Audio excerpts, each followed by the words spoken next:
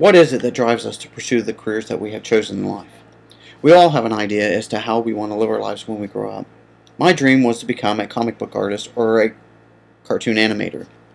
It wasn't until later on in life that I did have a desire to become a game designer. My path started with drawing comic books. One of the comic book artists that inspired me the most was Jim Lee. He worked on titles such as The Uncanny X-Men, Punisher War Journal, Deathmate for Valiant and Image Comics, Batman and Superman for DC Comics. The statement that Lee stated about an artist's work theory had stuck in my mind and allowed me to press forward in honing my skills as an artist. By learning to draw superheroes from reading redrawing and reading some of Jim Lee's artwork, such as his 2-page villain layout for the comic book series The Uncanny X-Men, the drawing I did based on this drawing had more than just 2 heroes, and it took me 3 hours to draw it. I was so proud of this drawing after seeing how it turned out. I tried not to duplicate as much of his character aspects as possible. I tried to come up with completely my own characters in my own way. There have been many other drawings I've done based on his artwork, but it would take more than 20 slides to show all those. The Uncanny X-Men was one of my favorite series in the first place. It was the series it was issue 290, which gave me the most difficult about duplicating. For some reason, I got all the proportions wrong on this female superhero, and I was having trouble with this, and it aggravated me to the point where I just decided to create my own character but tried to use the same format as what Jim Lee did. This, of course, was just the tip of the iceberg for me.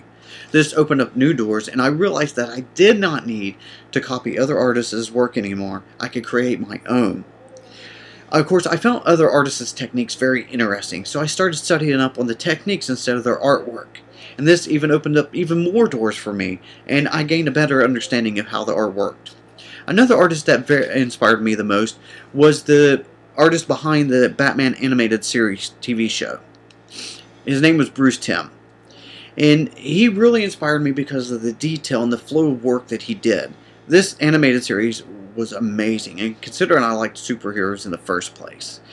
So I started looking into what it took to become a cartoon animator, and realized that I could not do cartoon animation because I didn't have the tools or the equipment necessary for doing this. So I continued to draw comic book characters, and I started writing science fiction stories. Once I reached high school, my comic book skills were at a decent level to where they got noticed by my art teacher. She noticed that I was proportioning some of them wrong and whatnot, so she helped me out in these areas. But my skills in other forms of art, such as still life, pastels, charcoal pencil drawings, still needed a lot of work. So Mrs. Jan Safford, my art teacher at the time, helped me hone my skills in these areas. Although they still wasn't the best in the world, they allowed me to get an A in the class. Mrs. Safford pointed me in the right direction by helping me get my proportioning right and learning other skills in different methods of art. I soon purchased my own paintbrushes and whatnot and started working at home trying to get better at painting and charcoal and still life drawing, but I did it with comic book aspects. So with her guidance and extra effort of practicing at home, I managed to get better.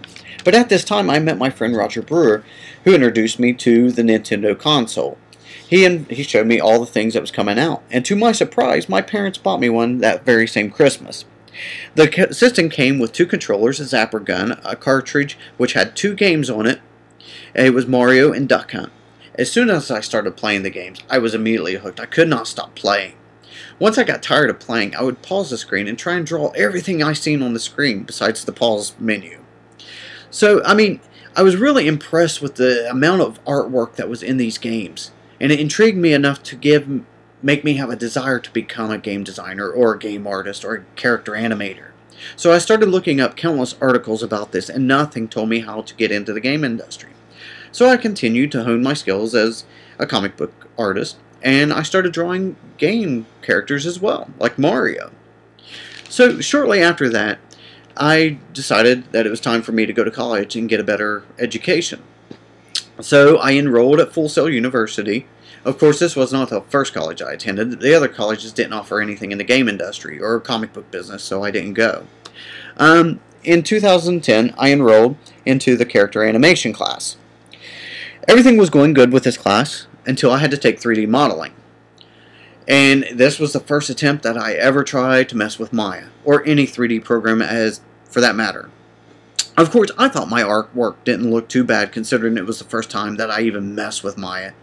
Maya's interface looked like Greek to me. I could not figure out anything, and I kept asking tons of questions.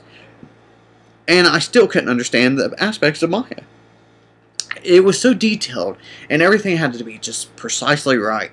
1 month wasn't long enough for me to learn Maya. This was when I decided to change majors from character animation to game design.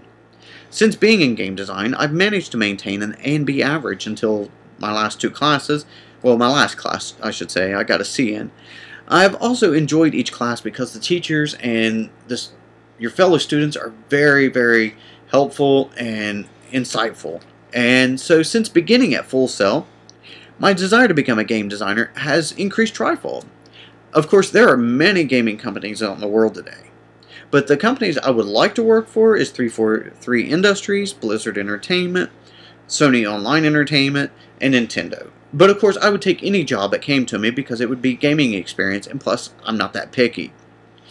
But, you know, even though I still want to pursue a career in like character animation and whatnot, I believe game design is best for me because I can get the best of both worlds, because I can draw and I can animate.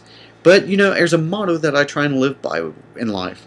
And that is, if you love what you're doing, you'll never work a day in your life. So it's best to pursue your dreams full-heartedly.